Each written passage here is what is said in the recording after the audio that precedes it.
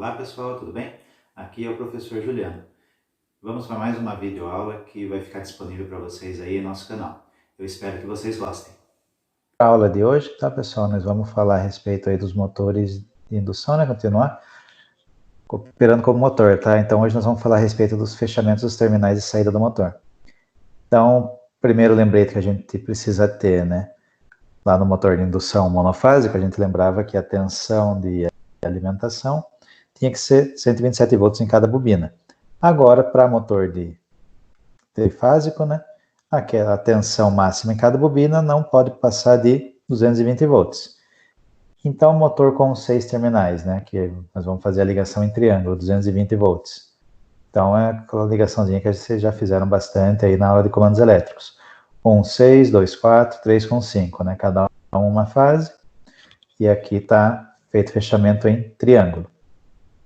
Se eu quiser fechar em estrela, o que eu faço? É só curto-circuitar a saída de cada uma das bobinas, então curto-circuito a bobina 4, 5 e 6, e alimento as fases 1, 2 e 3, tá? Aí nós temos também, né, assim não é tão comum, nós temos motor com 9 terminais, tá? Daí assim já é uma ligaçãozinha um pouquinho diferente a brincadeira aí, tá bom? Aí aqui o que acontece no par de bobina, né, nós vamos ter sempre uma bobina curto-circuitada, por exemplo. Aqui, se a gente estiver ligando ele em duplo estrela, qual que vai ser a tensão para ele? Vai ser em 220. Então, nós vamos curto-circuitar o 4, 5 e o 6, e nós vamos ter as 9 pontas aqui. Tá? Curto-circuito 4, 5 e 6. Essa ponta aqui, esse lado aqui, ele já vai estar fechado. Entendeu? Então, por isso que a gente vai ter só 9 terminais. Então, 1, 2, 3, 4, 5, 6, 7, 8, 9. Então, um lado da minha estrela já vai estar fechado. Por que ele vai ser uma tensão de 220? Aqui ligando em estrela. É um pouquinho diferente esse daqui, né? Porque daí aqui vai ser raiz de 3 vezes menor. Então, a tensão máxima que eu vou conseguir alimentar aqui, esses terminais aqui, vai ser em 127 volts. Tá? Para eu ligar esse motor em 440 volts, eu vou ter que ligar ele em estrela também. Tá? Lembrando que são motores de 9 terminais. Tá? Então precisa ter esse lembrete aí. O que acontece daí? Quem que vai estar feito dentro do motor? Esse curto-circuito aqui, ó, entre 3 bobinas.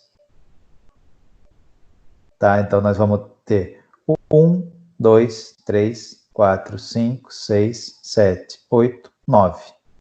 9 terminais fora. Então o que vai precisar acontecer aqui? Eu vou ter que fazer curto-circuitar aqui terminal 7 com 4, 9 com 6, 8 com 5. E vou alimentar no terminal 1, 3 e 2.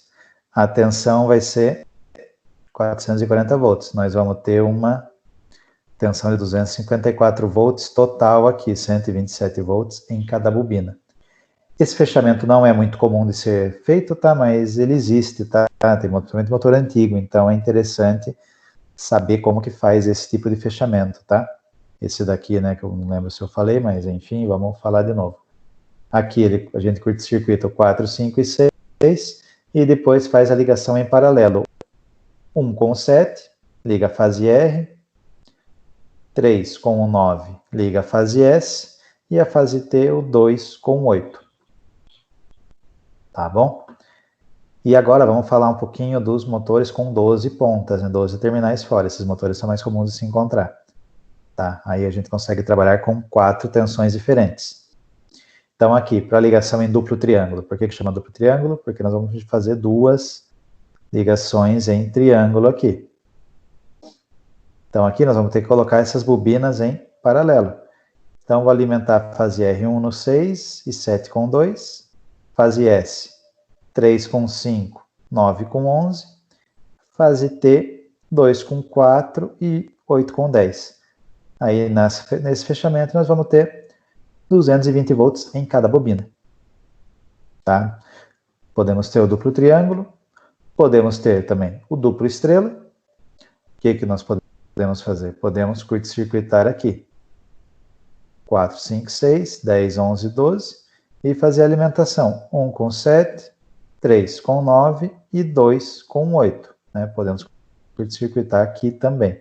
Ou nós podemos colocar as bobinas em paralelo, tá? Daí esse eu explico na próxima aula, né? Que a gente tiver lá no laboratório, que daí fica mais fácil eu desenhar para vocês. Tá? E faço essas ligações também. Aí eu coloco todas as bobinas em paralelo e curto-circuito os terminais embaixo. Tá bom? Aí aqui, ligação em triângulo. Agora nós podemos ligar esse aqui, né, para até 380 volts. Esse daqui, ligação triângulo, eu consigo alimentar em 440 volts. O que precisa acontecer? Eu preciso conectar minhas bobinas em série. Então, o primeiro passo é curto-circuitar sempre um parzinho de bobina. Então, 6 com 9, 7 com 4, 8 com 5. Tá lembrando que são os terminais de baixo. Tá? E depois eu faço um fechamento completo aí, do primeiro no último, né? Então 1 com 12, 3 com 11 e 2 com 10, cada um em uma fase. Daí, como está em série, cada uma das bobinas vai ter 220 volts.